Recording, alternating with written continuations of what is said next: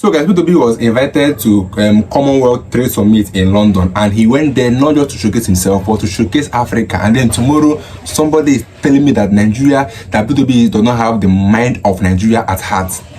Somebody traveled to go and have fun, then somebody traveled to go and showcase Africa to the world, and he was telling them the importance of Africa, what Africa can give to the world globally if they harness everything we have. He even said that Nigeria is the only country that have capable youth that can help to transform the world, but because we have an ill government, that's why we have more poor youth in Nigeria. So, like I said, some people travel to go and have fun, and then some travel to go and do the needful thing. Tell me that this person, that P2B, assuming is the leader of Nigeria, that he cannot invite foreign investors. He will invite more than foreign investors because he has and understands what it takes. So guys, I'd like guys to take a listen and hear what he said in that meeting. Like I said, he showcased Africa to the world. He showed them why Africa is great and what Africa are capable of doing. Take a listen, guys. I'll be with you guys in a minute.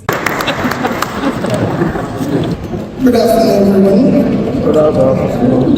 I think my own, when he talks about Africa, that's the reflection.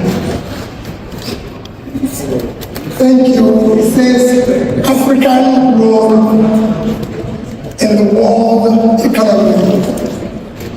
I think this topic is of a very great importance, considering the vast opportunities in Africa, which, if we're harnessed, will contribute immensely, not just to the Commonwealth, but globally. Today, despite what you can say, the vast potentials of Africa only contributes from WTO about 2 to 3% of the world trade.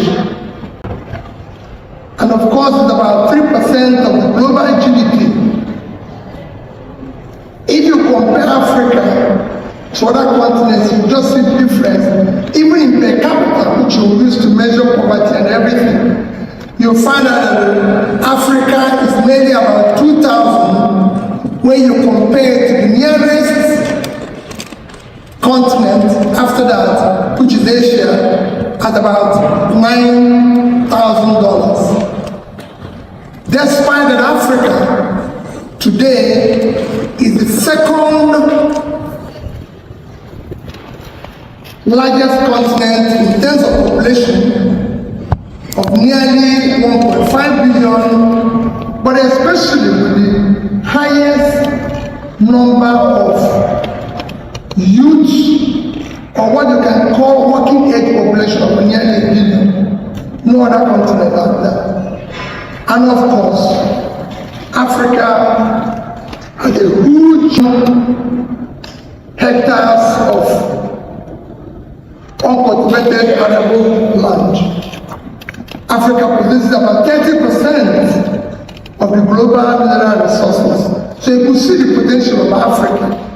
Yet, when you compare it with what is happening in terms of its contribution, so following the present destruction by Trump in some known and settled global economic orders, Africa stands as an opportunity to be able, in the new order, to be able to prosper, because you could say it missed out on the globalization that people are today celebrating. Africa wasn't part of it. But I believe that if we can organize ourselves, so people will always ask, what do you need to do to change that scenario?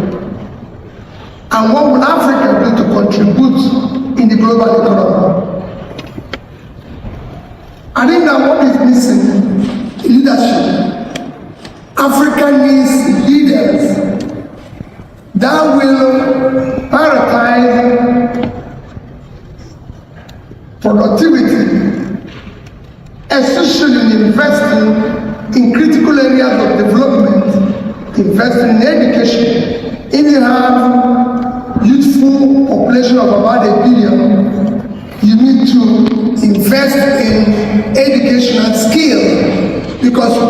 provide the workforce that is needed for productivity in Africa and the world.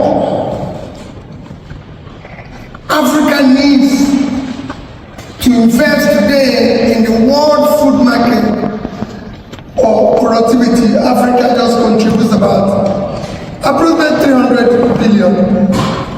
Yet they have vast cultivated land, which if properly cultivated agriculture could go up to 1 trillion. So Africa can actually be a net exporter of food and contributing to the world. People will always say to me, oh, how? I always give them an example. Bangladesh today produces about almost 60 million tons of rice. And Bangladesh is just about 148,000 square kilometers of land in terms of land space. And with a 167 million population, they have, you can see, they hardly have the space. But a country like Nigeria, where I'm from, we have about 923,000 square kilometers, which means we have about over six times Bangladesh size, and yet we do not produce 10% of what they produce in rice. So you can see there's so much room for agricultural productivity. And if we can do that, not only will Africa be able to feed itself and become a net exporter, but if Africa moves to the next stage where they become more productive, especially in manufacturing and value added in their raw materials, you could see that immense potential clearly. We will contribute a lot in the new order after Trump, to being a net exporter of finished goods and everything. And mineral resources is the same thing. If we manage the mineral resources very well, value added, you could see Africa contribute meaningfully to what will come after Trump disruption. So basically, Africa is positioned in what I can call the new order to become a place that will transform and contribute to the world in terms of global growth, global market supply, and everything. But first, it needs to invest in critical areas of development, which is education, health, invest in pulling people out of poverty, which you can fight using the money. So that's my little contribution this afternoon. Thank you. I believe you watched that video now. So tell me if this man is not worthy to be called His Excellency. Tell me if this man is not worthy to be called President of Nigeria. Just tell me that this man is not worthy to be called a leader of Nigeria, because this man understands Nigeria, understands all it takes to make this country a better place. Like the video I posted earlier, in when they asked me a question in Arise News, how does he intend to change this country from a country that consumes to a country that produces? His statement was marveled, like the word was marveled. He made a sensible statement. He understood that this country have all it takes to make Nigeria among the best in the whole world, not Africa, the whole world, because we have the resources, we have rainfall, we have good we have good temperature, we have everything we need. All we lack is good government, what to be said, and that's the gospel truth, because we have no resources, and the government are even the ones exporting our raw materials outside the country, and then we will now go and import it. Imagine harnessing those raw materials, highest bringing expertise that understand how we can manufacture with all the raw materials, and then make them to